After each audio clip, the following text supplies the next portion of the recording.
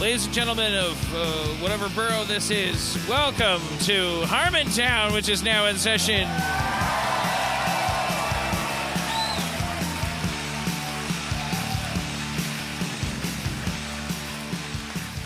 Please welcome Spencer Crittenden to the stage.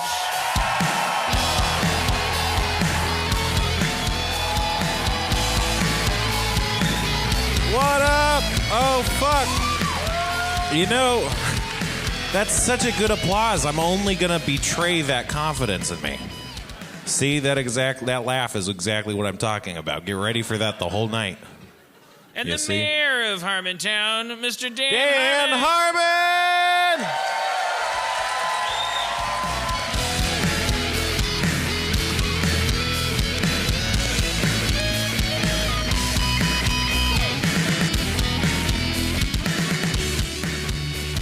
Thank you, New York. I love you so much. The second time, the first show was kind of a trial run. If you were at that show, and you're also at this one, it's just twice as expensive for like the real show.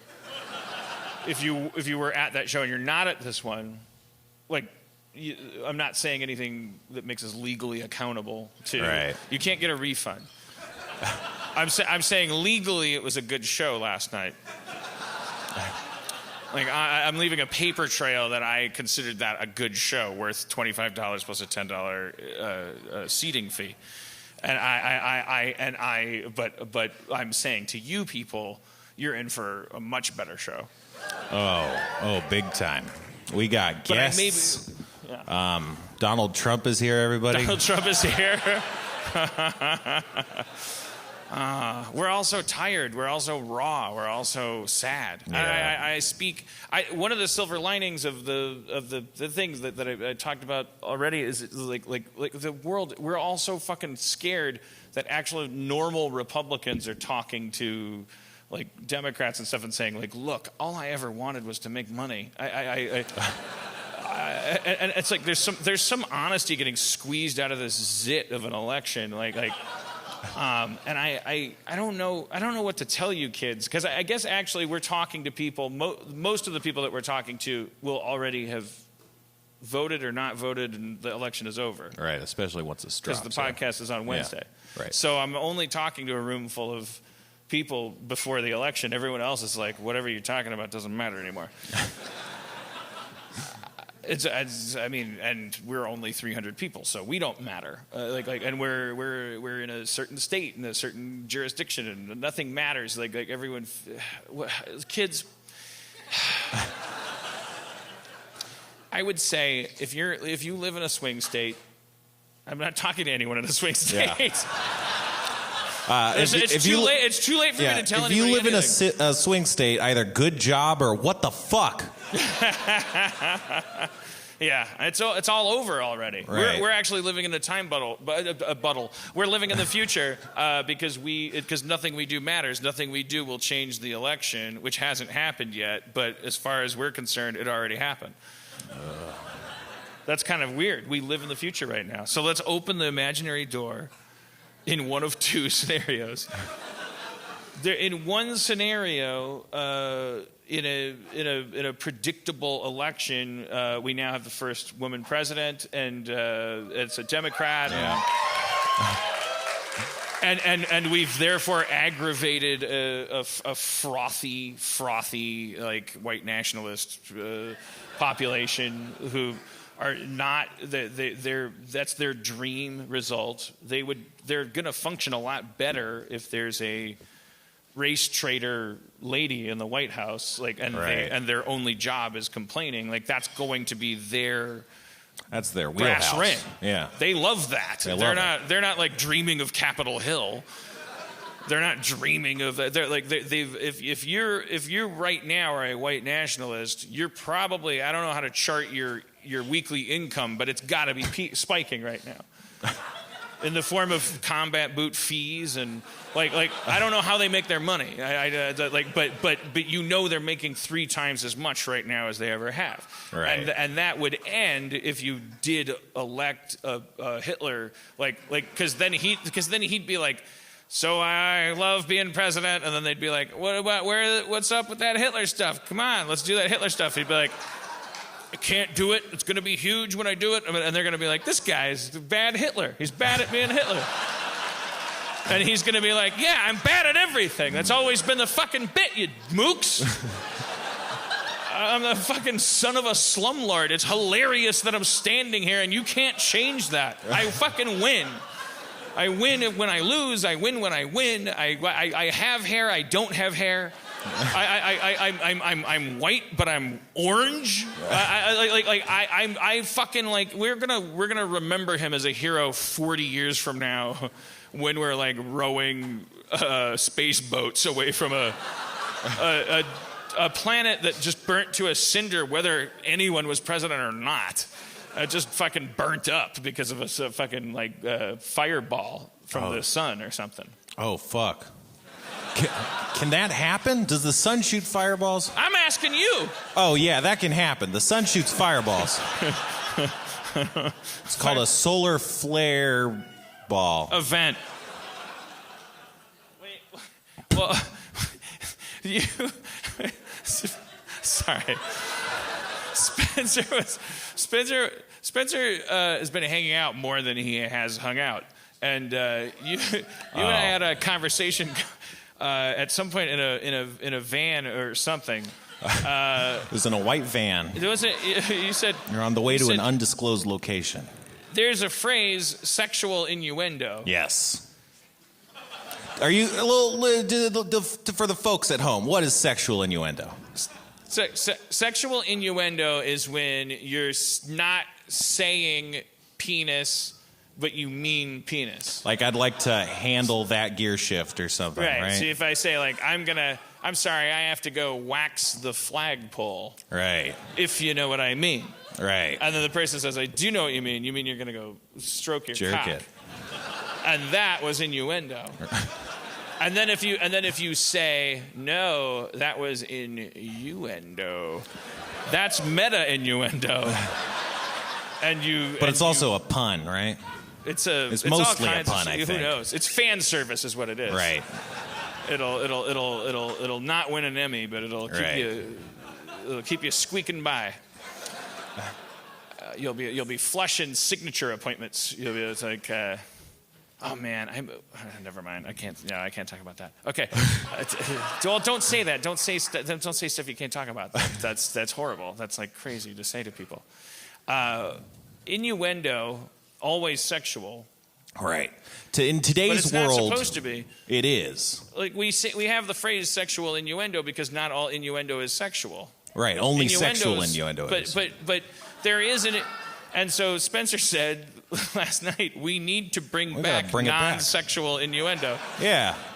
It's fun. I thought that would be a great goal. I don't know. I don't have anything else to do tonight, so I thought we could bring back non-sexual innuendo. Right. So, like, if I were to say, "Hey, tomorrow night I'm gonna sharpen a pencil," if you know what I mean. Right. But I will. Okay. If proper innuendo, I don't think you want to be saying if you know what I mean. Right. No. Okay.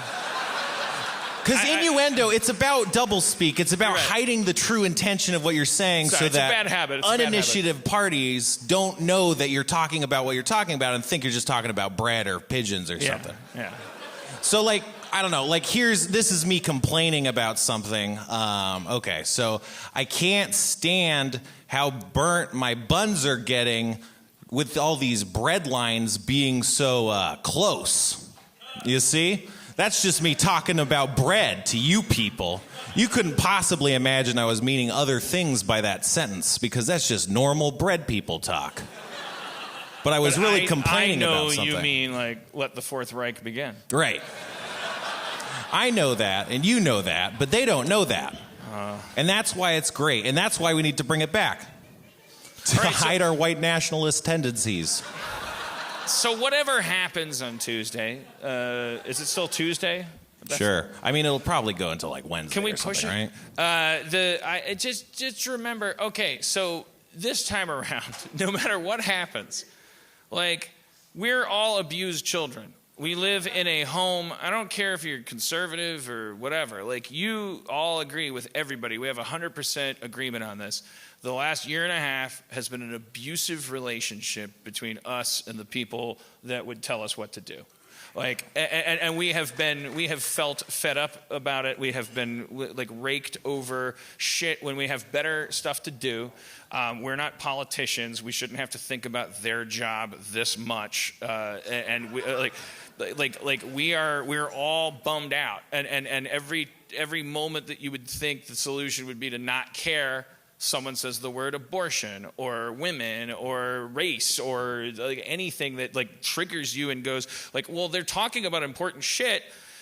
They're always gonna be, and they got to me and they got to you, and we're now here on the eve of like something's gonna give. We're all gonna stop having to fucking think about it for a while.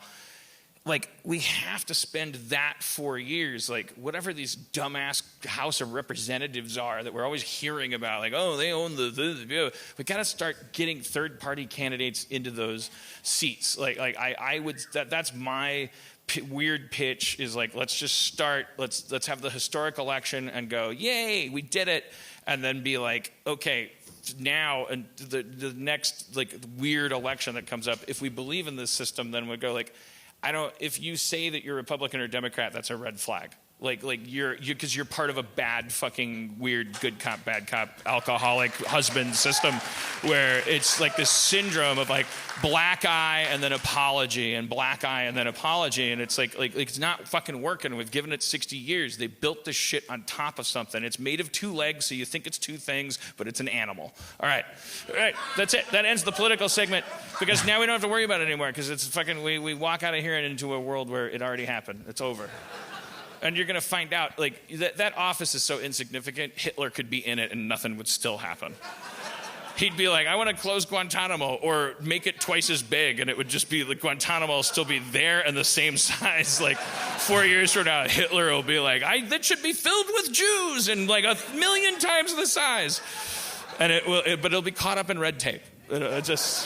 We can take comfort in our cat's cradle of fucking. We're fine. We'll be fine for a while. Pompeii. Last words at Pompeii. Yeah. It's fine. It's a big mountain. There's some lava dribbling out. By the time that becomes an issue, I think we'll have time to wake up and grab the kids and boom! I'm catching a ball. Forever. Like in a museum in Milwaukee, like, and a guy like they make the molds and there's like a guy holding a guy up. Is that real? When you go to like the Pompeii things and then there's a guy with a knife and then there's a rich guy going like, "Here's my money," and he's like in the middle of being robbed and civilization. That can't be real. I don't know how to feel about that. Like, yeah. But that's got to be fake, right? There's no such thing as an event that happens so fast that you can be mid-robbing. Nothing has ever happened that quickly. I bet a nuclear bomb might do that, but it wouldn't leave anything, right? But you'd hear a whistle of the bomb coming down, and you'd be like this. Like Pompeii should be, all of the Pompeii molds should be everybody going like... That's if it happened really fast. It should just be a bunch of people. Maybe one guy's holding a knife. And then you go like, I bet he was robbing him. That would be fun, but I don't believe that the guy's going, stick him up. Like it's like a freeze ray hit him. Right.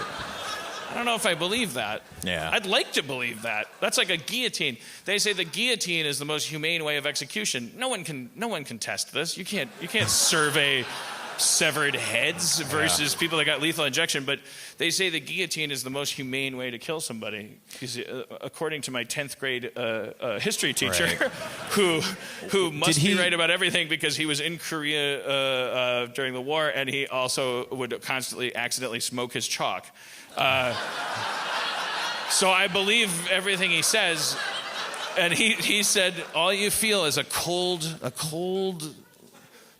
sensation in the back of your neck. He doesn't know. Blissful darkness. Yeah. Did he mention the least humane way to execute somebody?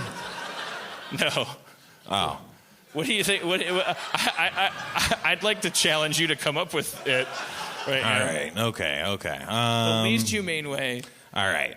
So definitely just you get a bunch of fire ants and then you give them knives. Like tiny fire ant-sized knives. Yeah. Just let nature take its course. I say humiliate them to death.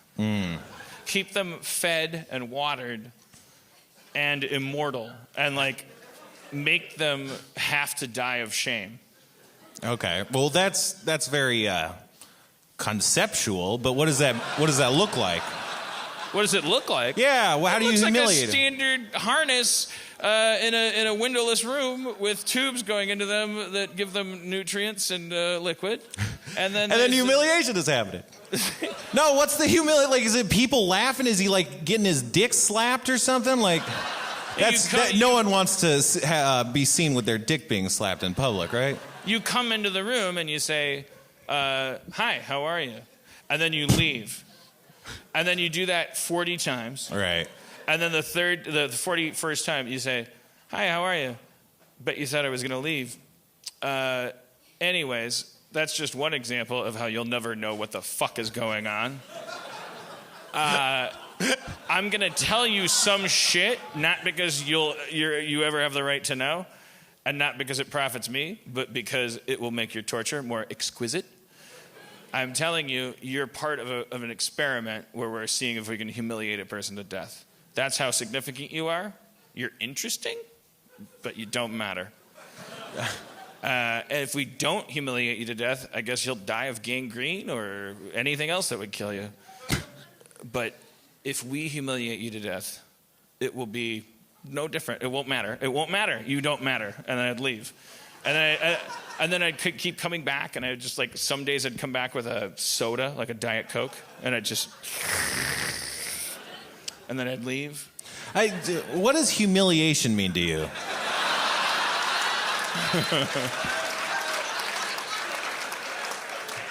To cause humility. Right. Yeah. And humility is when two people are talking to each other? No, humility is when one person being talked to feels like they don't mean very much. Right. But they mean enough that someone's spending their entire life... I would nip that in the bud. I would say to the guy, by the way, we're probably doing this to 700 people. Well, you'd have to get different people. It couldn't be you, because you'd be like, man, you need to get a life, man. No, but I would nip what you're talking about in the bud, because you're getting to a thing. That's what all the Twitter people go. When they go, Dan, you're fat and you're untalented, and who cares? Of course. And then I go, fuck you. And then they go, fuck me, fuck you. And I go, fuck you, kid, fuck you. And then the kid's like, fuck you, nice, you're fat, Chevy Chase, you're fat. And I'm like, hey, kid, listen to me. Fuck you. Nothing's changing. You got open eye. Nothing's changing. Well, something's changed. This is where the kid always goes. Yeah, you're paying attention to me. That's one thing. That's the worst thing in the world. It's like you're fucking. That's so sad. Like what? We live in a society where attention is currency. It's also you pay attention to criminals. Like you fucking handcuff. That's the problem. But your attention is delivered to you electronically, instantly, with a system that notifies you. This country was founded on the idea that being left alone was a luxury. Like if people were like noticing you, it was like, fuck you, don't notice me. I got a right to be fucking obscure. Like it's called the pursuit of happiness. And then we invented cameras, and it's like, oh, Jerry Springer can save my marriage, and fame means something. Fame is important because it's like if you had a big pile of dollars in your hand, and they all said 1,000 on them, so you're walking around with this big pile of dollar cake, then everybody around you knows, well, that person has something. I could use that to buy food. I could get shelter with that. I could get whatever I want, because it's that's capitalism. This is shit that will get you anything. So those people then go, well, why don't I just beat him up and take this? The answer is because there's 9 dudes standing around me who are wearing sunglasses because I have so much of this that they all have some, and why don't they kill me? Well, they don't kill me because if they do, they'll just there's another ring outward and outward. So that's the whole system. What was my point? We want to be left alone. Oh, so people make this mistake because the money cake. Because these people at one point they started going okay, let's make let's sell everybody just nothing. Let's just sell them stories and things. So you make television and movies, and then people go oh, look at Iron Man. He started ironing today, and you're like here's my money, and then they go thank you for the money, and it's we're making money off of telling you stuff, and then the guy on the screen, that guy's famous because you recognize him. If you saw him at the grocery store, you'd be like, holy shit, Iron Man's buying milk, but he doesn't have to buy milk. He has a guy buy milk for him. That makes it even more exciting to see him. Fame and seeing famous people, that's obscure. Holy shit, that's so-and-so over there. I'm never going to see this person ever again in my life. I may even hate him or love him. It doesn't even matter. I just can't leave this room without something. And if I had that, then I'd also have money and power and all this stuff. But it's not true anymore. So people tweet you and they go hey, fat fuck. What are you doing, fat fuck? And then you go, hey, fuck you, pipsqueak. And they go, I won. But then it doesn't help them at all. But what they call a victory is the mechanic of Twitter functioning as planned. He tweets at you, you see the tweets. Right. That's Twitter. That's not a win. Yeah, it's like a fucking amazing thing about technology. You wouldn't take an X-ray of your broken leg with your phone, send it to your doctor, and when your doctor says it looks like you have a broken leg, owned. You fucking loser. Yeah. Why you looking at X-rays at home, fucking faggot? That's faggot shit. Looking at X-rays. Fucking self-employed at-home doctor looking at X-rays. Yeah, he's got a fascination with when bones. They come to you, they interest you. Broken leg winner. Oh man, okay. I just had I had this idea. I should have mentioned it before. You know, when people have these mic drop moments, these spike the football moments. It sounds like you were about to do that before I cut you off. But like, what you should do when you have that mic drop moment is you should do the NPR sign off like they do, because you know they always end with this awesome, or they think it's an awesome line, but it's not, and then they spike the football with their name. They're like, it looks like these ballet shoes are in lockstep. I'm Marina Simons, NPR News, Brazil. So you just be like, hey, Dan, are those pants brown, or did your shit fall out of your pants? I'm Spencer Crittenden, NPR News. I think we should start that. Is that your face, or did your neck throw up? From Washington, I'm Corey Flintoff. I just wanted to say Corey Flintoff. Yeah. I was doing the same thing, but no, I just wanted to say Corey Flintoff. It's a good name. They all have amazing names. That's part of what makes the sign-off so powerful, because it's not the sign-off. You know, they're just saying dumb shit. I don't like, because most of the time when they say their names, it really sounds like they're like, yeah, I really nailed it. But most of the time it's just really lackluster, and it's like, it looks like autumn has come to town. I'm Corey Flintoff, NPR. Like, it's just like, why? That's your, I don't know. He sounds so smug. Have you ever been listening to an NPR piece and they have that cadence, and so you think it's going to end, right? And then it doesn't. Yeah. It's like they go like, so, and that's when homelessness becomes something where the heart is. David walks to Dunkin' Donuts, and you're like, ah! Yeah, I was ready to move on. Yeah. Let's do a segment called My Friend Needs a Job. Is Marley? Are you here? Can you come out on stage, Marley Nelson? It might take him a bit. I think he's in the audience. Okay, he can't clamber up the. He will, but it just might take a bit. Yeah. Or I hope he will. I don't want to speak for him. When he gets here, we're going to give him a job. I know what you're thinking. It's I came here to give. What can I give? I drove from Phoenix. I paid $35, and I want to engage in charity. Standing in line was my duty, and now begins my obligation. That's what you're thinking. Isn't a duty an obligation? A duty is a necessity sometimes. Marley, everybody. All right. Hi, Marley.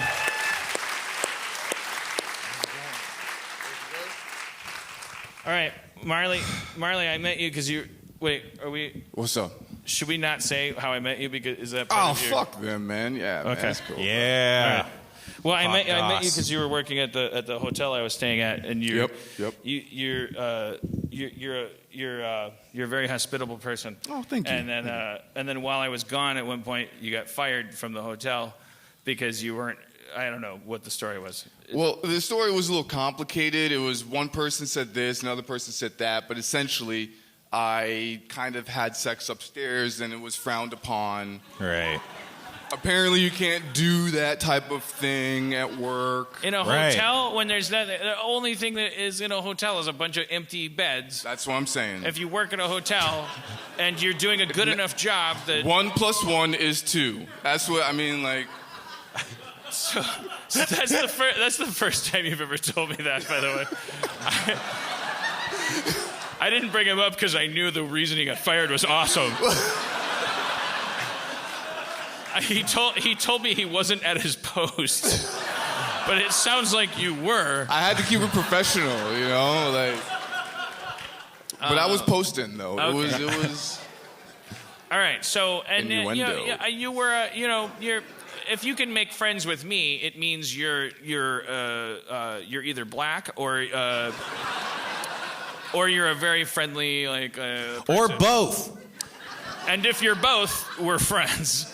I like you seem like a good guy. I don't think that you're secretly a rapist or anything. Like I I don't think you're a secret murderer. I don't think you're a secret burglar. Oh, no, I'm actually really open and honest about my murdering and burglaring. So, like, once I do it, you'll know. It comes through. Yeah. All right, so what I talked to you earlier before the show, and I got some data, like as you put it, because you were in the hospitality industry, which you were very good at. Yes. If I could start a hotel, I would have you at the front door. Like I would know that you were gonna make every guest feel wonderful. Well, yeah, 100%. That's the job, man. But you went from there to comic book distribution. Yes, it's true. And you're currently working in that. You're a big comic book fan. You like Iron Man. You like Spider-Man. What's your favorite? Oh, that's a complicated question, man. Yeah. Oh, gosh. Shit. Whew. Probably Doctor Doom and Batman would have to be like the pinnacle of comic bookdom. You like Doctor Doom as like a guy. You like his. You said earlier. You said this election is like choosing between Doctor Doom and Red Skull. I assume yeah. Which means like an insidious, well, okay. Yeah, well, but I mean, you would work with Dr. Doom because at the end of the day, he's going to take care of you. He's got Latveria. Yeah, exactly. You go to Latveria and they're like, oh, we love Doom. Yeah, we have universal health care. Education's free. Yeah. Dr. Doom's above board, kind of. Yeah. He absolutely is. It's like, I have a chrome face. I have a country. Some of it's under a hood, but that's because I don't want to look like Destro. Well But Red Skull is like, I don't want anyone to you know don't I wanna have a fuck red with that. skull No, for you a don't. head. I'm gonna Hydra everything. the dude has a red skull. Like that. And he's not proud of it. No, yeah, he's very upset. I don't think that Red yeah. Skull was his idea as a name. I think he probably was like, I'm Warlock Master. And then like eventually gave in, like the way with the big league thing. We're like bro, Big League became Big League. Your skull's red. We should just stick with what we know. All right, so politics is disturbing it's muddying the waters here. It's like it doesn't matter how you feel. What matters is you tried hospitality. You're now working in comic book distribution. What you told me, if you had your ideal job, it would be getting high and talking about comics All day. Is there anybody in New York that owns a comic book store, has a business that involves someone along the pipeline getting high and talking Smoking about comic pot, books? talking about comic books, guys. I can do this all day. Dustin owns a podcast network. I guess you could get high and talk about. I mean, you would have to do ads while you got Ads high for and talk pot? about comics. You'd have to like go Or comics. Iron Or Man's comics. dope, and so is Dollar Shave Club. Yeah. Like you'd have to. Can you imagine like pitching like just comic book superheroes as if they were podcast ads? Like, I've been reading Spider-Man for a long time, and I gotta tell you that it's 20% off, and Spider-Man has webbing that entangles foes with ease, and the strength of 6 men. I don't know. It would be great. I mean, maybe it wouldn't. All right, so people listening to this will know Marley Nelson. Marley Nelson on Facebook. He's Pot and Comics. He's in New York. He's My mom is gonna hear this shit, bro. Yeah, he's off the map. Wait, I didn't even think about that. why's your mom gonna hear it? I don't know. I'm we kind could of cut like this a cool out if No, you dude. want. well, like, just tell you know. your mom not tell your mom. What your mom doesn't listen to my podcast. She's I your don't know, biggest man. fan. You're excited. You're conflicted because you wanted to tell your mom you were on a podcast, and then you're like, she'll know I get high. Yeah. Well, she like knows, but she doesn't want everyone else to know that she knows. Well, I just put that shit out. We'll cut it out. It'll be fine. This relationship, you own it, not her. Just don't tell her you're on a podcast. She's never gonna find out. I hope not. My rent's gonna be all fucked up then. Nobody that knows Martha Nelson from Greenwich Village is gonna. No, I'm kidding. How do you know that name? I love comic books. See that, guys? That was Batman versus Superman. Oh Pot. shit.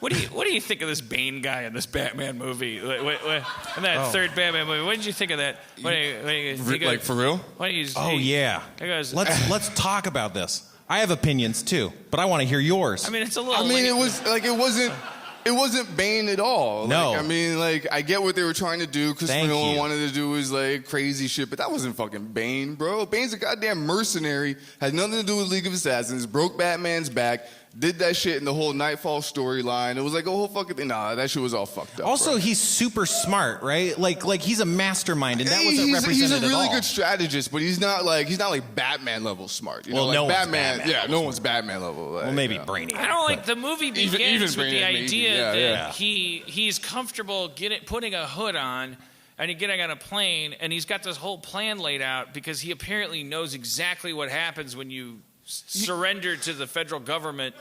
Like he's got a hood on his head. You know, He's when got you say it handcuffs like on, that- and he's like picking his Maybe quips he's a and then it's like, Yeah. oh, it depends. Are you afraid of me? Oh, I'm afraid of you. And it's like, and he's got this hood on, and it's like, what if the fucking guy just pointed and blew his brains out like before he had the hood off? He doesn't know that's not going to happen. I don't admire that kind of villain. He doesn't plan things. Like the Joker was okay, all right. It was just like, oh, the whole thing is like, oh, he's so logical. You got him right where he wants him. But it's like there's no internal logic. I don't like it. I don't like lack of internal logic in my superhero. In the Joker or Bane? I mentioned the Joker for a second because Oh, okay. they But in did a Bane, good yeah. job of creating a character that could be counted on to do anything other than what made sense because that was his superpower. Like I thought that was the Heath Ledger Joker was like we all agree like that was kind of. Well, he was the best part of that movie. Like it was like. They made the Joker make sense in that way. It was like 100%. he's a compulsive anarchist. He just wants to watch the world burn. It's like it's kind of cheating, but fine, fuck it. But Bane was like, I've got a plan for Gotham. I'm gonna make sure everyone finds But to be out fair, about the corruption. That's way better than the Bane that we had in. To even say this like causes me physical discomfort, but I'm gonna say it because I love all of you. Aw. Batman and Robin. Right. What, It the was movie? like that movie. Oh well, yeah. The Bane in that was just like it was like a slap to the face of everything I've ever known in comic books. It was like almost as bad as Spider-Man's organic weapon. I met Adam West at Stan Lee's Kamikaze, and it was very uncomfortable Why? because I told the Comic Con organizer, she said, I heard her going like, when Adam West gets here, blah, blah, blah, and I was like, is Adam West here? I'd really like to meet him. And I didn't expect actually steps to be taken that involved putting anyone out. And then we went to meet Stan Lee, which turns out means that I kept thinking we were gonna be brought into a room. It's like the old joke, the Greg Barrett's joke of the New York Times calls him and asks him a few questions and he thinks that he's getting interviewed but they're just selling him a subscription. I thought Stan Lee wanted to meet me. It was like Stan Lee would love to have you at his Comic-Con and meet you, and I was like, of course he does. That's my time has come. He's got better shit to do. He's got and it was more like, oh well, the Comic-Con, you go in the front of the line and then you meet Stan Lee. It was fine. But then then they were like, we're walking from the Comic-Con out to the van to leave, and this golf cart is speeding up, and the Comic-Con organizer leaps into the path of it and flags it down because it's Adam West, and Dan Harmon wants to meet Adam West. Oh no. And so Adam West is like, who? And Burt Ward, who's in the back seat, is like, double who? Because he didn't say he wanted to meet Adam West and Burt Ward, so even if he's Barack Obama, I don't fucking shit. Whoa. Holy bullshit, me man. He's in therapy, and his therapist is teaching him how to. She's like, when you have anger, I want you to. It's okay. You can keep saying holy whatever's bugging you, but you have to. I want you to start telling yourself. Instead of Batman. Holy divorce, me, man. And that's his anyways, I just thought that was a funny premise. I'm not doing myself any favors because the guy doesn't have any reason to like me. Someone stopped a golf cart, and then it was like there was just the whole golf cart was loaded with the entire cast of the Batman original TV show. I was like, if Adam went, and then I was like, Adam went, it was, they were like, they're busy. And I found myself angry at them. Like, and I'm like, why am I mad at them? Like, and I was also ashamed of myself because I'm like, what? And it was like, oh my God, I meet people every day who are going through all this shit. Not to flatter myself. I'm just saying, like I was like, oh, this is always happening. It's like, oh, people going like, I also met Walter Koenig, and I had just watched him and Bruce Campbell in Moon. What was the fucking movie called? Moon Escape. It's an awful movie from the '80s, and Walter Koenig's in it. I couldn't fucking continue. I was like, why am I telling him this? Like, it's a shitty movie. He knows it's shitty. Like it's embarrassing, and it's like, and I knew it the whole time. And I had 20 minutes to stew on it, and then I ended that 20 minutes and said. Sir, I had to say it. I know it's it's all that. Like, I know this is a big annoyance and all this stuff, but I have to say, I just watched this shitty movie you were in, yesterday, whatever the name of it was, and it just stared at me blankly. I'm like, yeah, of course. Like what do you expect of? It makes me feel sad. Anyways, the election's happening, and let's. Sorry about that detour. I'd like to bring. Her name is Stephanie to the stage. Stephanie, are you here? Are you able to come to the stage? I hope so. We met. Marley and I were. Marley's mom. Stop listening, Mom. Your son and I were getting high outside the venue, and then a couple walked by, and we struck up a conversation, and the wife, I think they're married. She was just walking her husband to Harmontown, and she was going to stand in line with him until he got to the front of the line, and then she didn't have a ticket, and she was going to go home because she was just going to support him because he's a Harmontown fan, so he's not capable of existing on his own on a sidewalk. Here's Stephanie. We started talking. You gotta have a seat and take that mic. I'm sure you're probably. I don't want to assume this, but I also want to support you if you are. You're terrified or you're nervous or anxious or is this a normal thing to be in front of? You've been in front of people before? Oh yeah. Okay, good, fine. Fuck you. All right. But we talked about I don't know how it came up, but the idea that you can beatbox just a little bit. Like you're not claiming expertise. No. You're not here to take down any sucker MCs. No. If that's what beatboxers do. I don't know in their elaborate chess game, like if the beatboxer is allowed to take down a sucker MC. That may be something that only a queen can do. Or indeed whether or not they have anything on you. Right. That was good. I stand by that. Well, can we get just a little taste? Is there anything I can do to make it more comfortable for you? Do you want some water, some vodka? Do you want... I'm good. Thank you. Yeah. All right. Well, just a little. It's an experimental. Just a little beatboxing.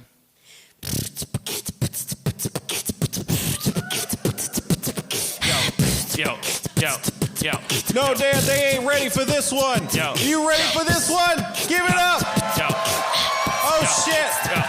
Oh, man, give it to him, man. Yo. New York. Big city. A tiny apple. I fucked your mom and she gave me some Snapple. She gave it to me at a vending machine. I fucked her so hard that one leg gleams. And then I took her to dinner. I'd call your mom a gender winner. She's an example to us all because I didn't fuck her at all. I was lying. And I'm a weak man. And your mama should lead this land. She's put up with enough and she's shown she has merit. I'd fuck your mom before a ferret. Because...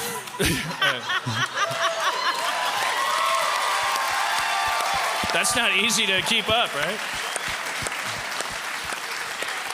I can't remember.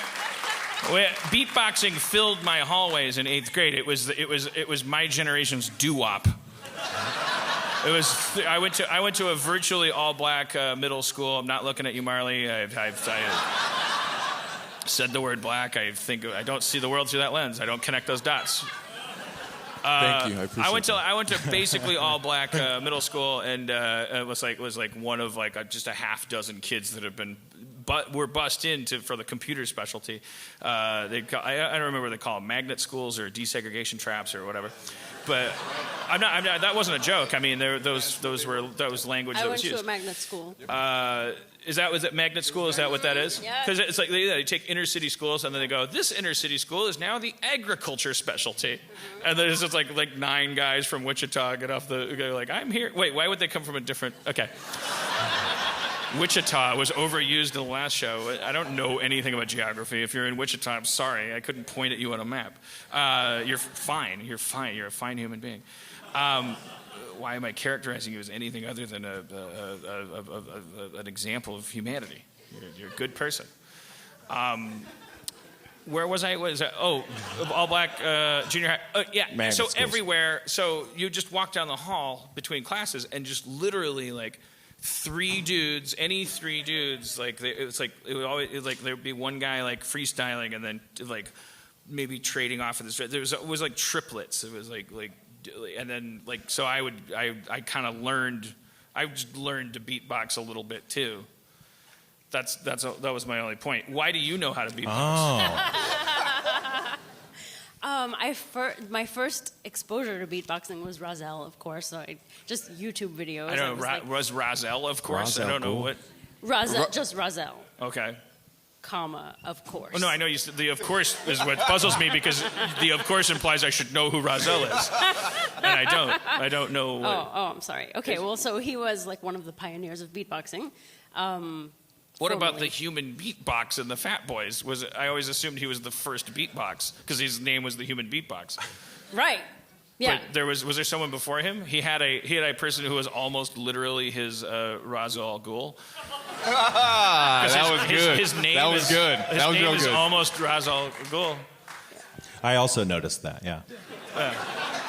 It goes into the whole just- Raz race dispute. Then you have like people fighting and stuff because some people say race al Ghul, some people say Raz al Ghul. I hate that stuff. It's fucking annoying. I just like fuck off. You know? They should spell it differently if they want you to say it, not like the letters are. Exactly. Yeah. If it's race al Ghul, there's a goddamn H at the end. There's all you know? sorts of letters they could use that they're not. Yeah. Sorry. A C, maybe? Did this Razel guy? He predate? Was he like the actual pioneer of beatboxing? Like No. He was just the first person I saw Okay. online. what era was he? He was the 90s. Late 80s, early 90s. Mostly, yeah, late 80s, early 90s. Yeah. It would be, you got Busy Bee, obviously Dougie Fresh, then yes, Big Buff Love. There was a lot in the late 70s and the early 80s doing Was a lot of the beatboxing. Dougie Fresh was doing his own beatboxing, and then Yeah. he was like, Yeah. the only thing I know is him and Slick Rick. Hey, Slick Rick, do it, yeah. like, yeah. but there's- Children's Story, Mona Lisa, yeah, they killed that shit. Okay, so all right, so wait, I think that's the end of my questions. I think. Because we know the same amount about beatboxing. I'm a bad interviewer.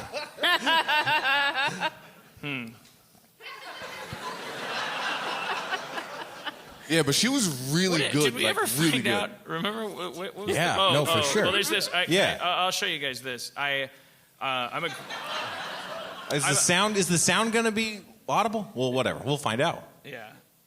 I staying in a hotel with my girlfriend, and we fart in front of each other now, but like I don't know what that is. God damn it! I'm so scared we're gonna just find Steve Levy's The Fall Journal. I so dread like just the hand sketches of women's hair going over their shoulder. Just a red marker across the eyes or something. Anyways, maybe I tipped here. I still like I try not to fart in front of her. Try to go in the bathroom and sometimes if I feel like it's gonna be a loud one, I'll turn on the water. And I think I got away with this one, and I wanted to share it with you. Oh shit! Okay. That's the water going on.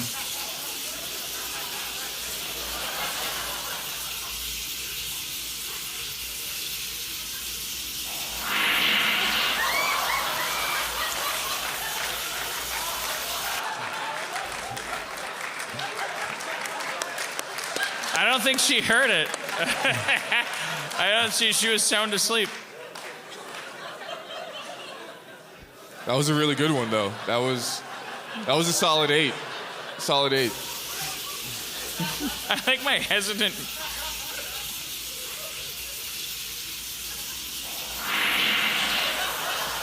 It had an M sound. It was like.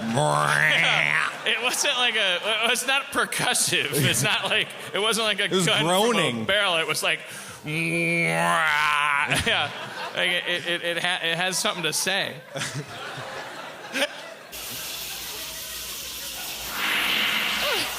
Like, Oh shit! Play that again. Play that again. I think I know what it's saying.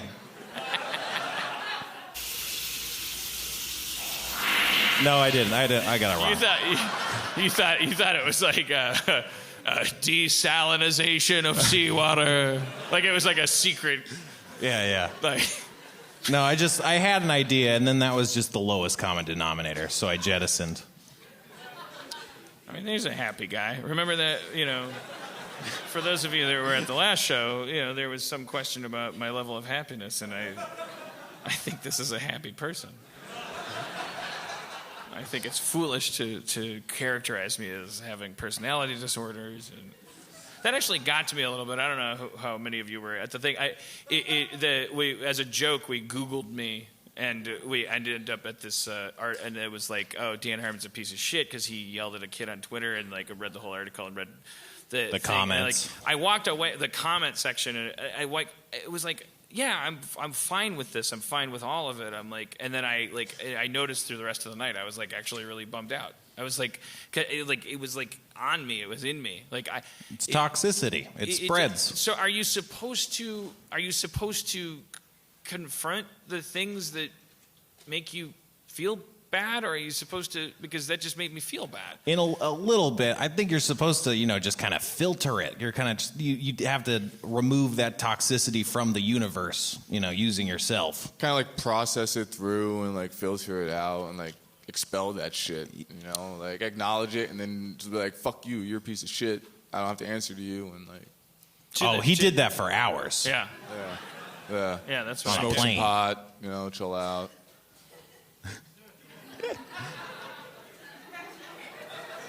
So the proudest thing to me is the finger. Where I'm like, the thing that's so meta because I'm like, I think for a moment about being adorable. But the thing about being adorable is that it's all about hesitation. Like that's an image of, oh, should I strike a hesitant pose? And then I was like, I hesitate to do that. So I'm like, quadruple adorable.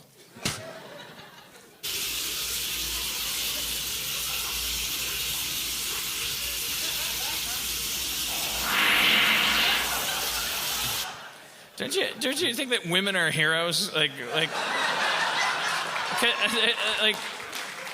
aren't they just better people? Because isn't that gross? And can you imagine, like either she was asleep or she ignored it, or she loves me. Like she acts like it's fun. Like she loves it. She and I farted on a candle together. That is fucking lovely. I like that. I was trying to fart on a candle for her entertainment, and then I was like thrusting out. I was really wanted to, and then I heard a weird sound, and I looked back, and she had creeped out of bed and was like on the other side of the candle. That's amazing. Yeah, I mean it's hard to define love. Like, you can't just say I feel like you just did, bro. I love you. You have to, like, it all comes in the form of like specific things, and that wouldn't be the same. Like, that's not Bridget Jones's definition of love. I haven't seen the third movie, but I don't know I don't think it changes. I don't think she wants somebody to fart on a candle with her. Stephanie, what's it like being with a Harmontown fan? It's awesome. He's the best.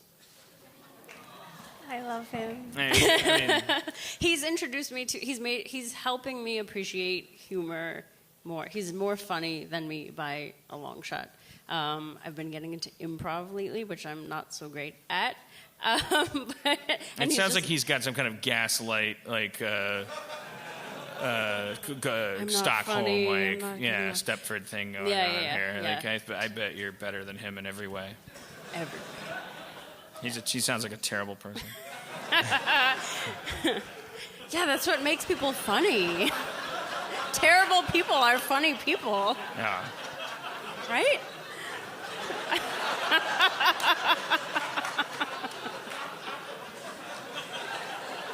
I fucking love myself. Why am I so happy? I love how old I'm getting. I love how gross. I'm like, oh yeah, that was. I always wanted to be. This is who I was in kindergarten. And the principal didn't understand that, so he was like, "You should be held back. You can't move on to first grade. Why? Because you can't use scissors. Well, either can this guy." Like, I'm not supposed to use scissors. I'm supposed to fucking fart in a bathroom, like look like adorable. I was noticing how your brow lacks any wrinkles in this video. Yeah. On a daily basis, I have at least 3, and especially while concentrating on. What do you mean in the middle? Task. Yeah. Is that a? Well, I got a line there. Is that like a big zone for women? Like, do you? It's a cross. It's these lines across. Oh, because that'll make you look. That's the definition of old. Angry. Like, I played an old woman in a play, and then that was my job. Like, as I got lazy, the less I spent in makeup, I would just take an eyebrow pencil and go line. So it's like that's what you're avoiding is horizontal lines. Yeah, and that's normally unavoidable, especially in this delicate situation. And you manage to not have a single every night, cucumber slices. Then I get up and I let it all out.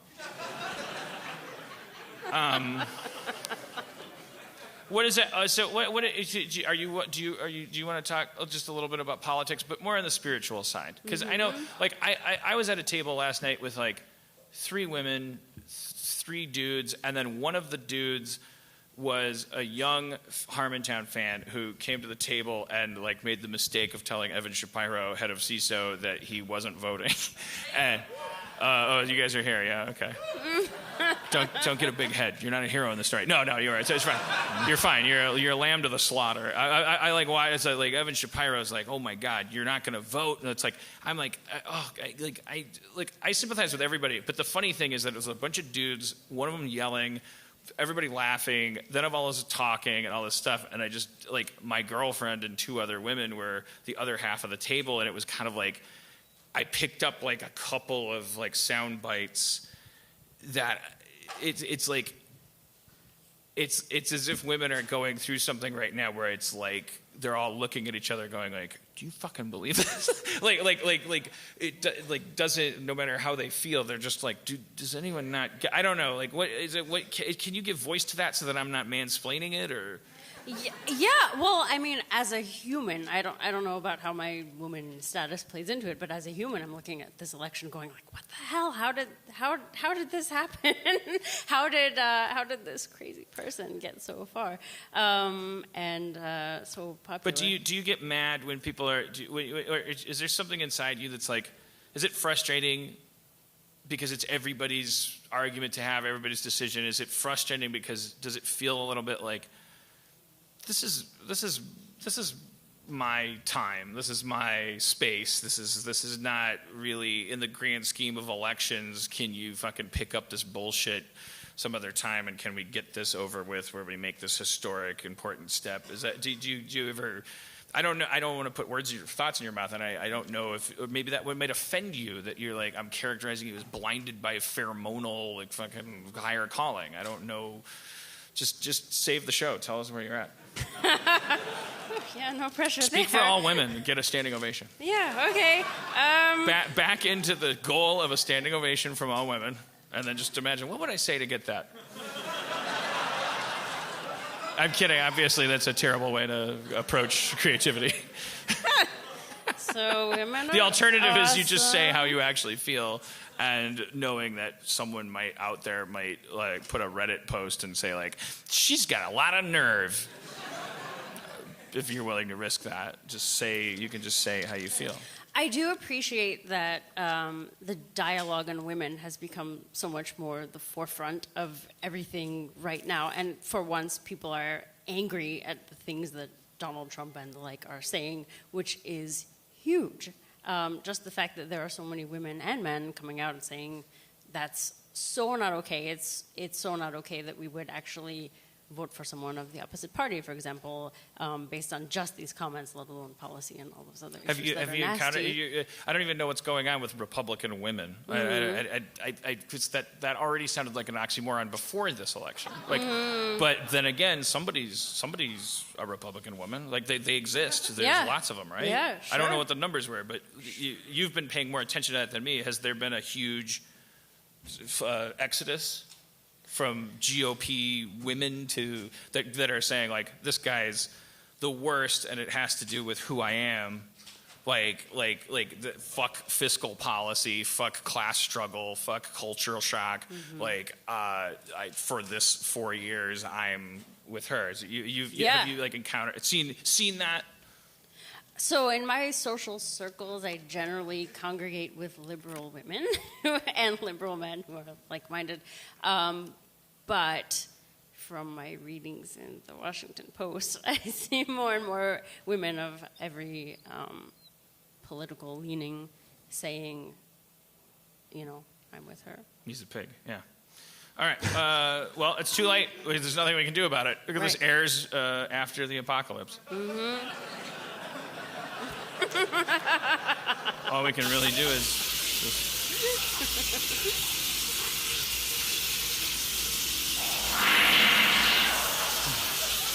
In like a lamb, out like a lion.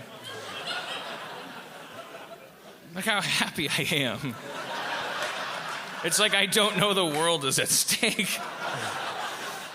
Is this guy even going to vote? Look at his face. This guy may not even vote. He may just get out one of his old stickers from the drawer. just to stick on it. So it's like, oh, there's a lot of lint on it, so there's scotch tape behind it. This is from the Nader election. Still sticks right to my shirt. No, I'm gonna, yeah. I mean, I'm gonna go and I'm gonna pull the lever like very proudly for somebody that, in spite of all my political opinions, which are left of anarchy, which means I wish that everybody that ever thought they had the right to tell us what to do would die in a fucking inferno. So who do you vote for? The Green Party? I don't like them either. I know there's got to be a better way, but I also don't like the look on people's faces if I tell them I didn't vote, and posturing about how the system isn't going to work and all this stuff. I would never, ever, ever tell anybody that was choosing to write in their roommate or vote for a third-party candidate or even not to go vote.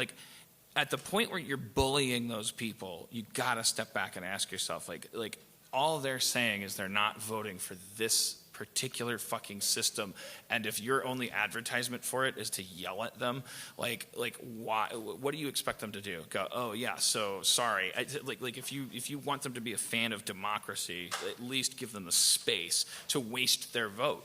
That should be their right. And I'm gonna, but I always go. I'm going to go pull the lever for the Democratic candidate because, this fucking guy is an emergency, and I resent the fact that I should be tending to an emergency with my fucking vote. That shouldn't be my vote's job. So I'm but it's not the time to protest because both voting and protest voting aren't going to make a fucking difference. That's the problem. Revolution doesn't happen behind that curtain.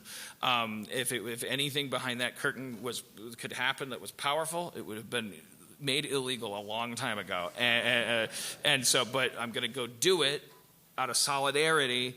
And then I'm we got to fucking, for real, we got to figure out how to get to we got to,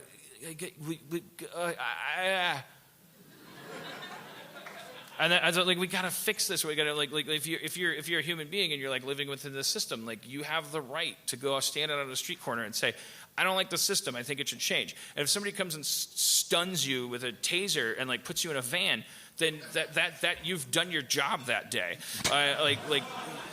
Because you've proven when we give AIDS to cancer, as we talked about in a previous episode. You're alerting white blood cells to a thing that should be fought, and we'll get started on that after Tuesday. Like we gotta just go like, okay, that's great, historical. She's president. Like now, let's fix this shit. These people are born rich. They have no fucking entitlement to talk to us like animals. We gotta have representative democracy, and just like. I'm so proud of it. Like, look at me.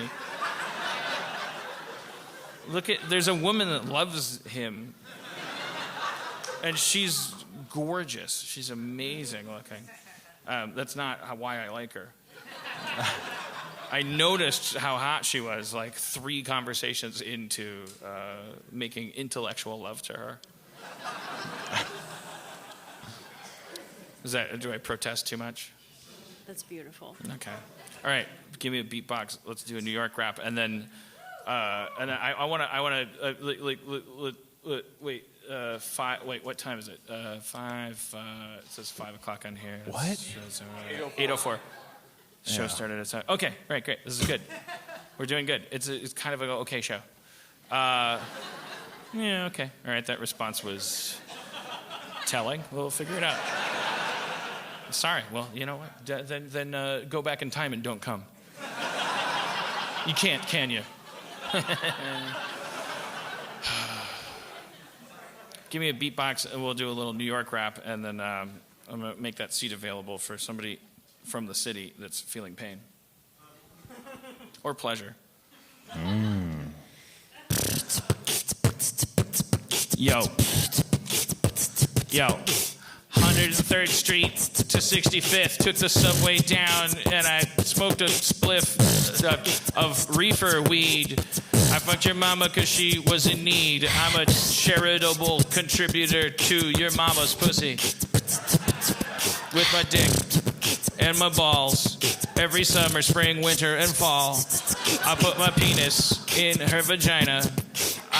From New York to North Carolina. The eastern seaboard is your mama's pussy.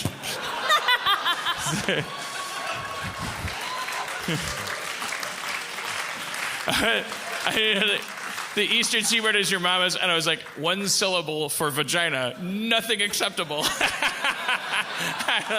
No, there's no such thing as a 1 syllable word for a vagina that's like, it's gonna like end your rap well. We should come up with one. Bob, I'm pitching. Just call it Bob. What? Oh no, box is gross.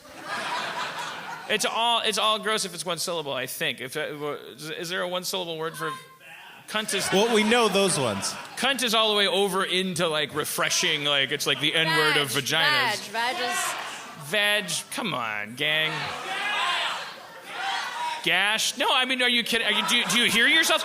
I didn't ask. I wasn't saying, hey, name. I know they exist. My question is, are there ones that make us feel comfortable? Vag is fine. Vag is good. I'm never saying it. But that's for bridal showers. Vag seems okay. I'll let you ladies take that one back. How about slit? Do people still say slit? Oh, that's gross too. Wait, was that bad? I don't know. I think it's just gross. Yeah, no, it's like if you called it mud or something. It's like no one wants to do that. Who doesn't like to play in some mud? I mean, well, without question. Yeah, there's no. There should be one that's like earth, or. Like, I guess that's mud. Hole? Yeah, that's not bad. Did you say pulp? Hole. Oh, pull? No, hole with hole. an H. No, hole's bad. Hole's a thing you put stuff in. Yes. I know, I get it. The rug. What? The rug. Rug? All right, if you're just gonna boo everything, like I'm just. I thought Slit and Rug were really good. Like, I mean, Slit's clever. It's just I don't know. No, just it needs saying to it's be- like it needs to moist. be it you does know? feel a little That- dirty. That's It does the feel a thing. little dirty. It's yeah. not like Bean. it's Bean? The bean. That's a That's like clitoris. the most important part. Wait. So, Here's my pitch. Okay, you're gonna say I'm white knighting. Here it is, my for real pitch. Because imagine using this in slang. It would be awesome. Life. Yo, son, you get some of that life? I was all up saw in you that with life Whitney last night. night. You get that Yeah. life? Yeah. That's like if that Sexual was the worst innuendo. guys got, and then it was like, yeah, like we get it. It's life. That's why we want, yeah, and like it's still gross, but like because we're objectifying it, but we're like, at least like cosmologically placing it like it's like yo son, you get some of that life. So a lady No? called Yeah. out. A lady Accurate. called out that holes don't have agency. Oh, they do? They don't. They don't. They should. How would we? They should. They should. But I think we could give What a holes brave agency. stance. Like we can make that happen. How would you give a whole agency though? Well, you, linguistically, you mean? Well, like a Sarlacc pit. Like, I mean, Right. It's like a gatekeeper in that you, sense. you, you, how do you give a whole agency? Well, I mean, yeah. That, okay, You put a all right. door on it. You put a door on it. Yeah, then it's a whole. It's not just like something that can be affected. Then I it's thi- like you know. I think older men than us have come up with these solutions. You should put a door with a lock and then like it's made of iron and yeah, I don't know. Yeah, well, what? No, I look. I'm putting it out there. It's not going to come from me. You female Harmonians, go figure it out. That's what you do. You create. Create a one-syllable word for your vagina. And make it beautiful. I'm counting on you. I believe in you. My name is Dan Harmon, and I approve this message. I don't think my irony landed, and a lot of people started hating me. They're like, is he telling women what to do? No, I'm scared of you. Did he just say he was scared of us? That's not comforting either. That's what they say before shooting sprees. Okay. Noted. Split the diff. Give me a break, will ya?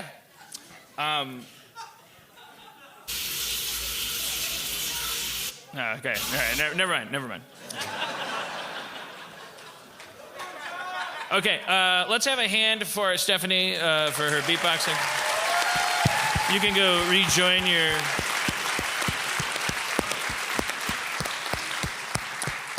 seat.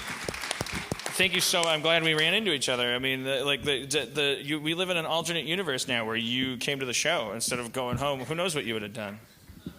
She's ignoring me. Yep.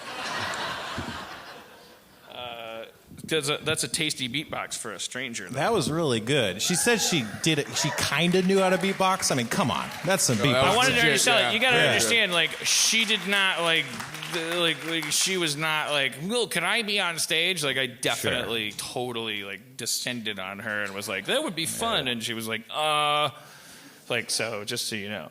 Okay, so all right, let's mine New York for a non-9/11 related, probably non-election related. It's 8/11. Yeah. It's 8/11. Okay. If not for daylight savings, it would be 9/11.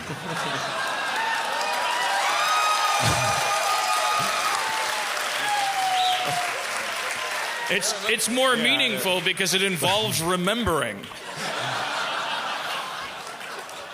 The remembering is built into the 8/11 commemoration. It's like part 9/11, part memorial. Yeah. I agree.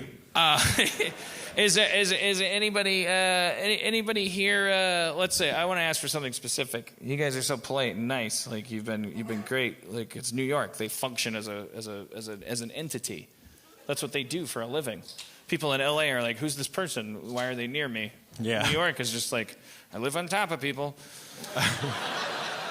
So I'm not gonna. It's kind of like get away from me. Like it's like we're trying to do us and just get away and go. It's how we kind of operate. I think it's just it's Yeah, it's like okay, I'm in a jar of people. There's a dead stare that comes with that. But if you tap the jar, they're like, okay, how can I help you? Like, because they're not dead. They're just like, that's their job. They're in a jar. Like, that's the best thing they can do. They're like focused. Like in a space camp when they get accidentally launched into space, the kids. And there's a point where it's like, oh, we only have so much oxygen. You know what takes up oxygen? Complaining. It really does. Like at a point, like the guy who played the gay nerd in Revenge of the Nerds, like he was talking about French fries. Remember that monologue? And he's like, hey, Joe, can you eat some French fries? And I don't know if it's like the Val Kilmer like analog. There's a guy and he goes like, hey, listen, I'm using up air, man. And he's like, okay, cool. Let's just run into a monologue about the guy who ate French fries. Because anyways, I'm just saying, what was I saying? It's a jar of people. Yeah, New York is like that. Like everybody, like you look at them and they're on the street and you're like, oh, they hate themselves and each other. No, they don't. They're just making it work. They're fine. They got shit like, every to time do. you bump into one of them, they wake up. It's like Westworld. Like they're like. They're like, what, I'm my name's Tony. I'm like, what do you need? Like, I mean, they're not all like, what do you need? Some of them are like, I'm gonna stab you, but it's like, it's not their fault. It's not their fault. It's a big city. It's vertically arranged. It's not a lot of room to spread out. It's gotta get tedious. But also, you should stay here because Los Angeles is definitely gonna. It's a pit. Fall into the ocean. It's gonna fall into the ocean. Yeah. Okay. Yeah, I'm going to be moving here soon, and yeah, 'cause you guys have, which will raise the property value in your neighborhood, foisting you out into a further like Jersey-ish, and you'll be like, what's up with all these fucking Harmons coming? And then there'll be like a special Harmon van that picks me up from my brownstone and takes me up to the tower where I do my podcast, but the bus won't be accountable to like tickets and stuff, and then you guys will stand in the way of it. They're like, "Fuck these Harmon buses." Have you seen those Lyft buses? They're ridiculous. They're just city buses, except they have Lyft on them. I've seen them in L.A. Oh no, I haven't. Oh yeah, Lyft buses. So they're just open sourcing public transit. Yeah, I hear they're rolling out a program where instead of picking up people on demand, they'll just go from place to place, and people can get on and off at will. It's a real, what do you call it? Disruptive marketing campaign. You can get a transfer, and yeah, it's amazing. Yeah. If you earn enough points, you can slowly move from where you sit in the bus, like toward the Oh, no, that's complicated. That'd be fun. Yeah. It'd be like meow meow beans. I thought that would happen.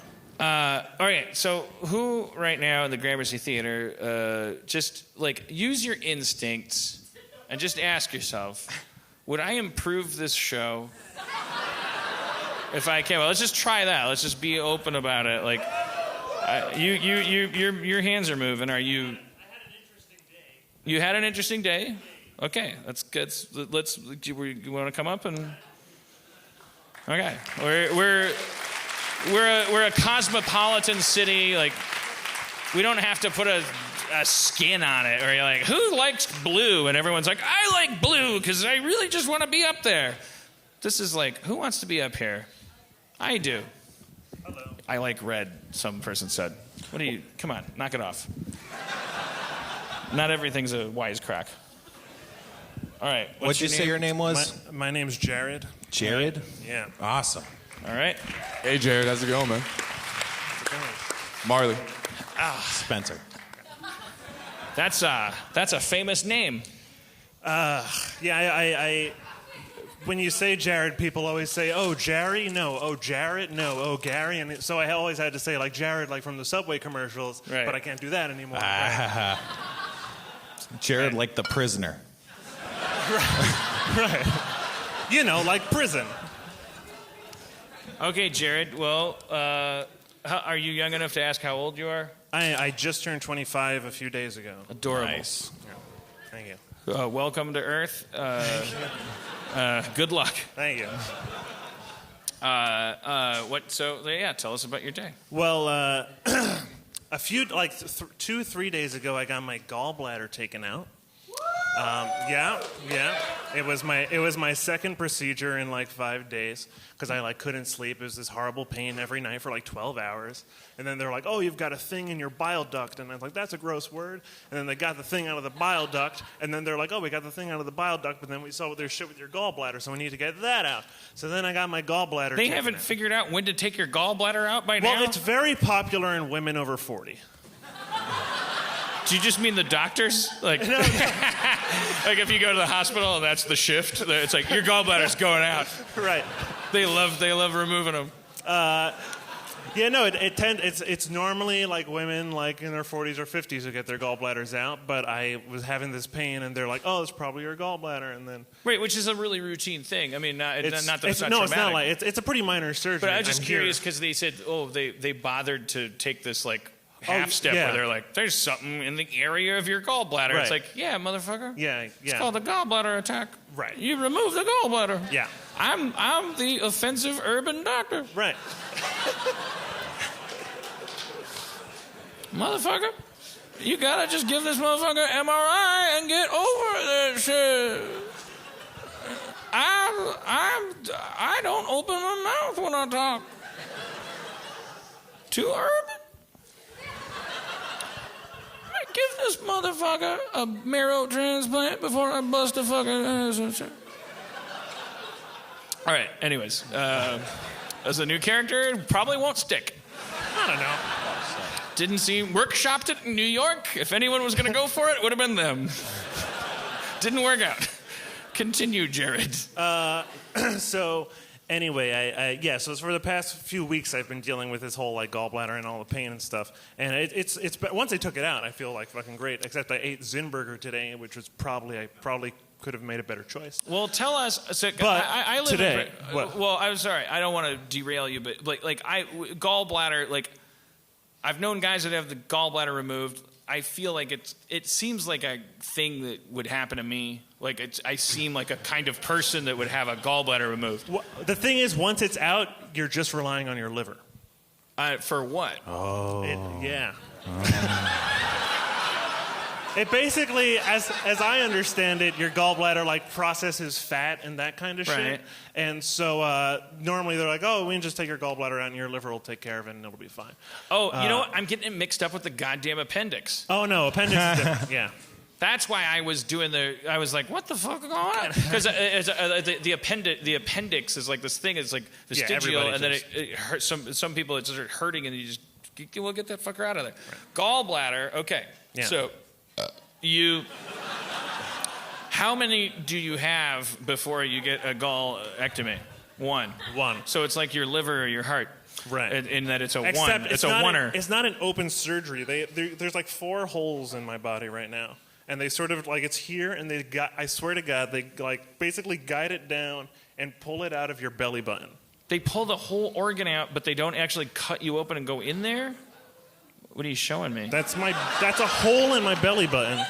Okay, and then there's other holes up here. Wow, Yeah. and they're like fresh. I want to and see the moist. holes. Yeah, let me see. Oh, okay. He I looks don't like want to 50 see. cents. Yeah. Like they just look like the little. They're like little bullet holes. It was like they kept missing Jesus Christ. They just What? Explain that a little bit. I don't really. Well, I was asleep. Yeah. Yeah, solidarity.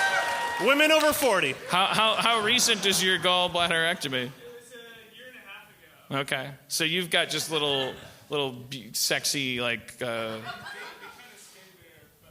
But it looks like you got shot. Like, yeah.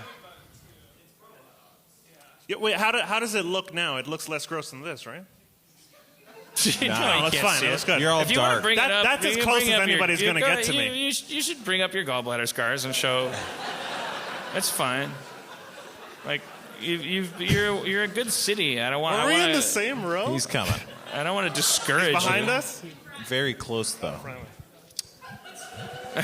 Oh, yeah. Well, bring him over No, here that's great. for Grandpa. That will looks ya? fine. I have that to look forward to. Oh yeah, that's not. I have Hey, that can to we look forward to. bring him over I guess here. they just give it to guys with this haircut. You guys are. These guys are fucking identical. Just ethnically ambiguous guys with this haircut. I had gallbladder stones. Did you not have those? Yeah, I did, but they were minor compared to the ones in the bile gland. All right, okay. you guys, the jig's up. You're a famous. You guys are directors, I assume. Like, right? We're the Duffer Brothers. Yeah. You're the something brothers for sure. Just can you hike up your shirt, sweetie?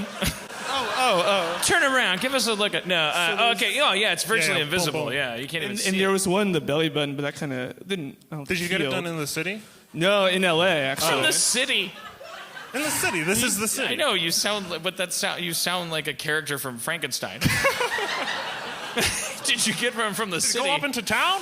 Well, if you live in Brooklyn or anywhere else, Manhattan's the city, and there's a lot of good surgeons No, here. but I know you mean. Is like, that a like phrase we went in to New the York? apothecary. Does the city mean downtown or? No, the city means Manhattan for the most Okay. part. I'm from New Jersey. In Los Angeles, the city means. In Los Angeles, the city means something went wrong. Like, so I'm going to the city. Yeah, What do you? Why? even people- Did a friend of yours stay up all night? Like, why are they there? I'm from Encino, so I know what you're talking about. Yeah. There's a Hooverville. It's a real Hooverville. All right. So, yeah. well, okay. So they suck it. What do they?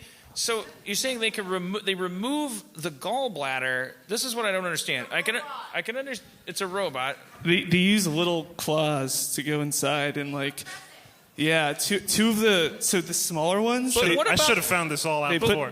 They put like the tools inside, and they kind of maneuver it out, and then they suck it out.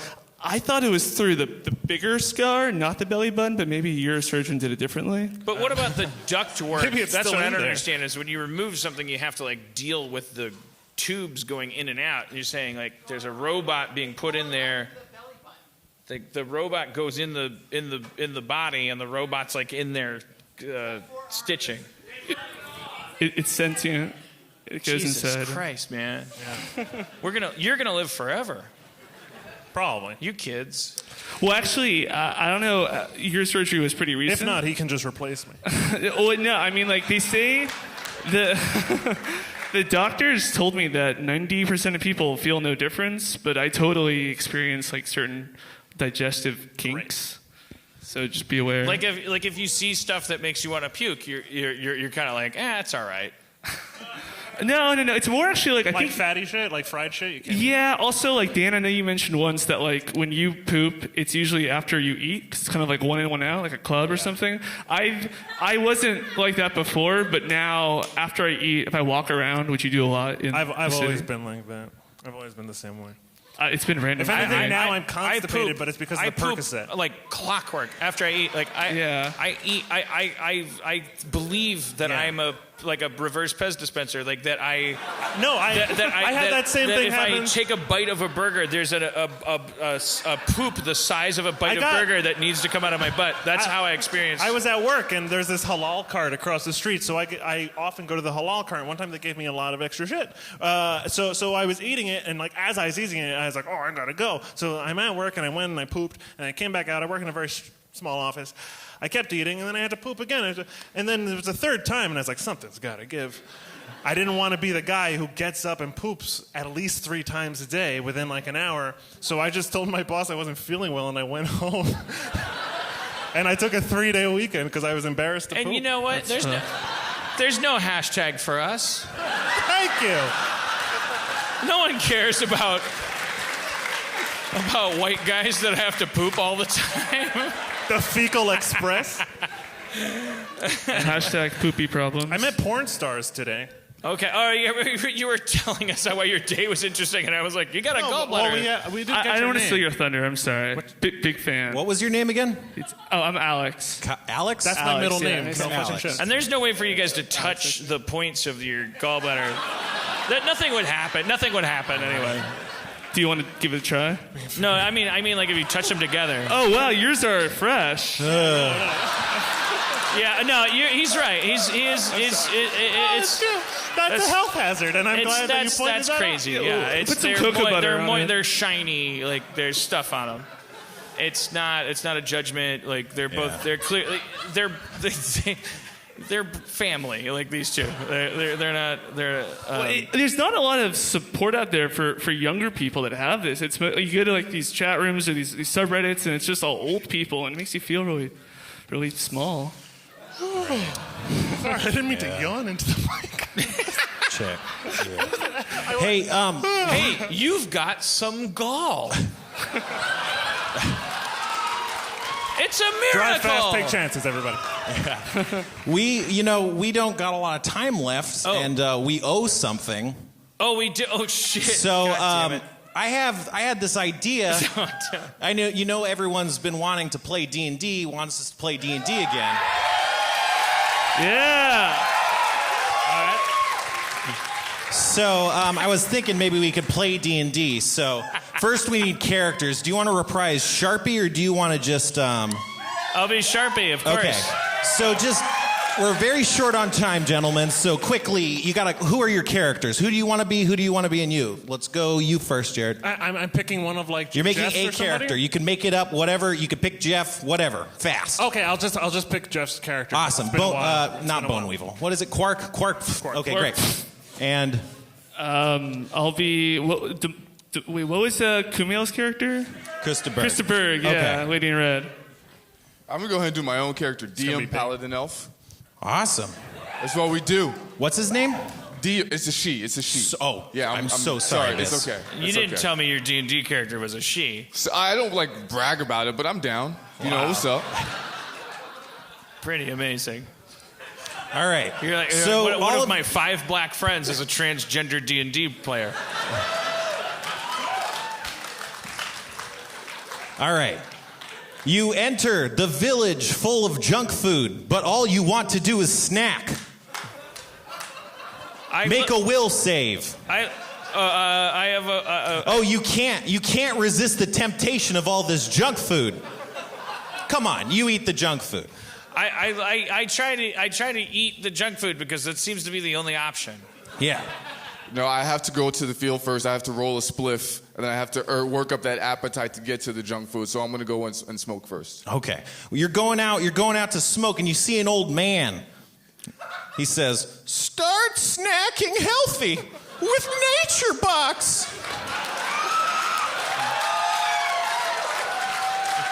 So I think it's let's put it at Quark's turn. Sorry, what? You're eating junk food in the junk food village. Okay. What was the name again? Dia? Diem has just gone off to roll a spliff. Okay. I kind of want to stick around for the junk food. It's been a while since I could eat it. I'll take some imaginary junk food. All right. Well, as you're eating that, an old man, the same old man, you wouldn't know that. An old man comes up and says, "Nature Box makes snacks that actually taste great and are better for you. Created with high quality ingredients that are free of artificial colors, flavors, or sweeteners. So you can feel great about snacking." Well, that's hardly junk at all. That's absolutely true. He hands you a Nature Box. Your personal favorites are vanilla bean wafers and flan fortune coins. Flan fortune coins. I take the vanilla bean wafers. Is that what you said? Right. And I throw them at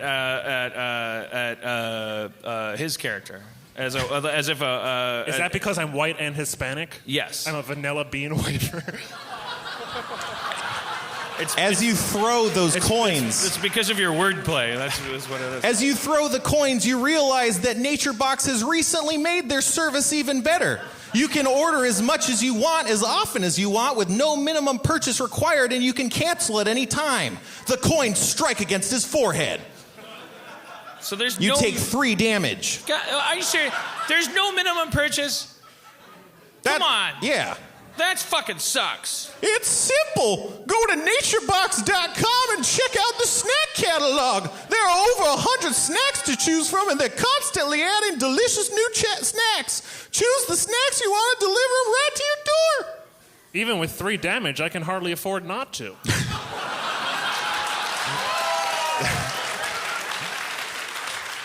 You continue to eat from the healthy snacks of Nature Box, and you realize you'll never be bored.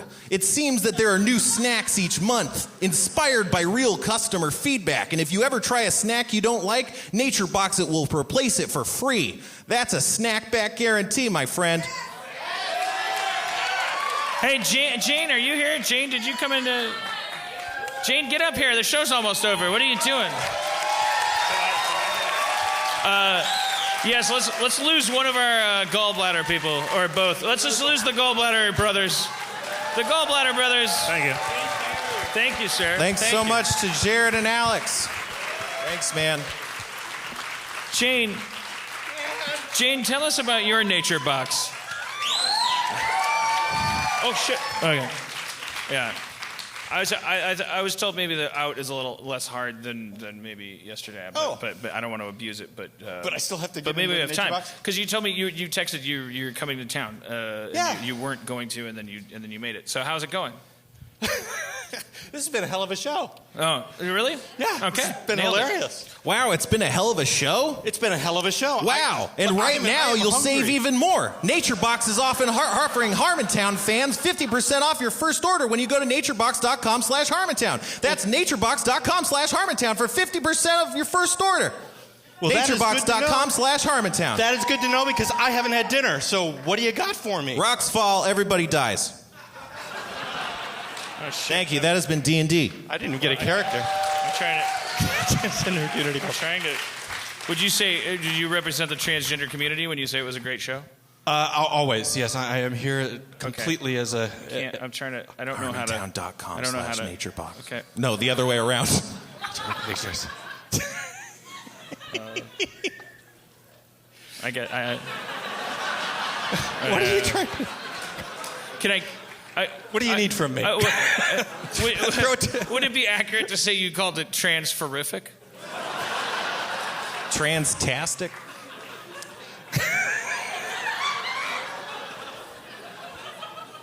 Yeah. Which is the opposite of transphobic. Would you call it advocamazing?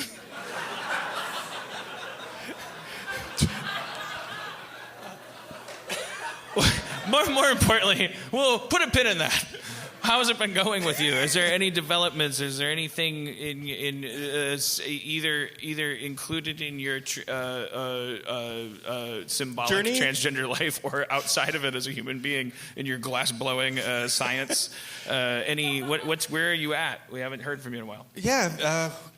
It's been quite a year, actually. It's been a lot going on, a lot of good stuff. It's been quite a year for everyone.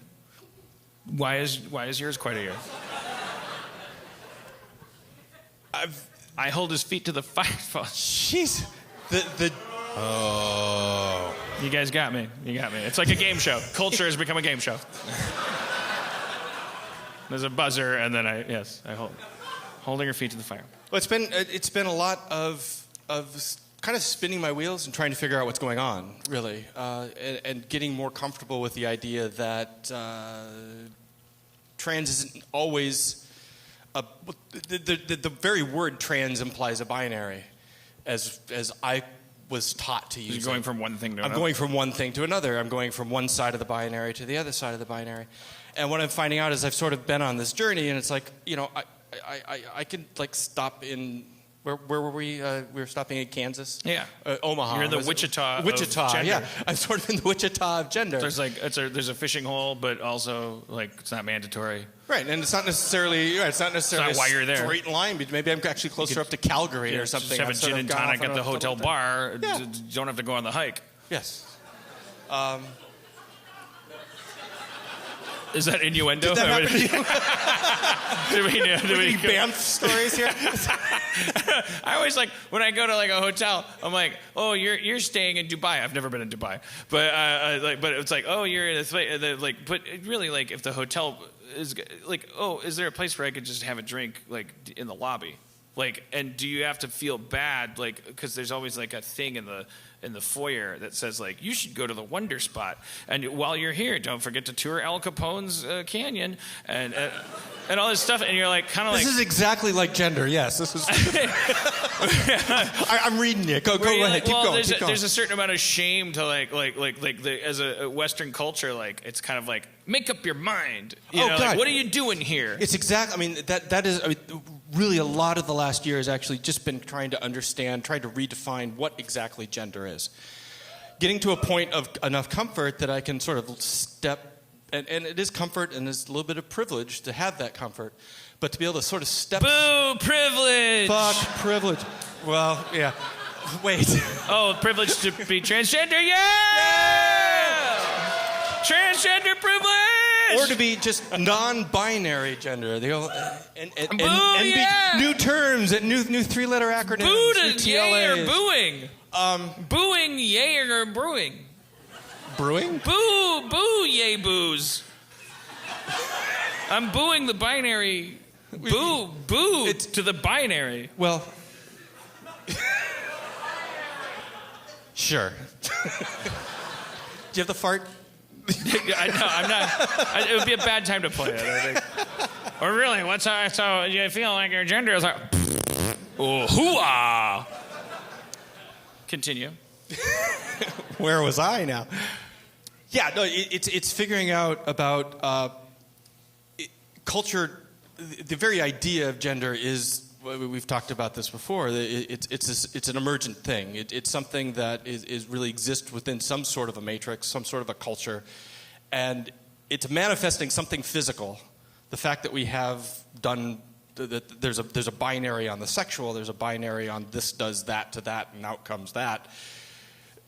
Trying to always overlay that in some sort of comfort and some sort of power structure, and trying let's simplify things. Well, that does that, so we're going to call those people, and they tend to do that sort of thing.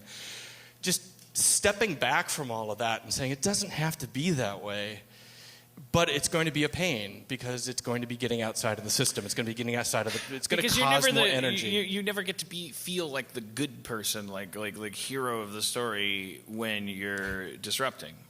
Yes. There's very few circumstances where that's, and we see everybody flock to that.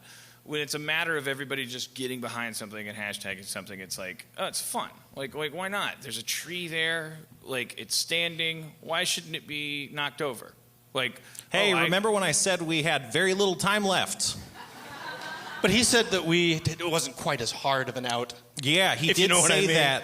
Yeah, he did say that. Would you characterize, Spencer, what you're doing right now as transphobic? Yes. And it's time to transform this phobic into the end of the show. I'm Barbara Klein, NPR News. All right. That's been our show, everybody. Thank you to Marley. Thank you to Stephanie. Thank you to Jared. Thank you to Alex. I'm so sorry to Jane. I don't know. They're flashing lights at me. I'm so sorry. Thanks for everyone for coming from Harmontown. Harmontown's out of session. Drive fast. Take chances. Thanks so much.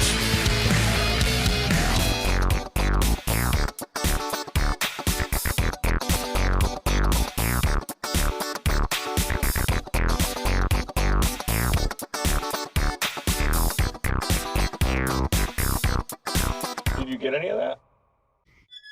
It's a good show.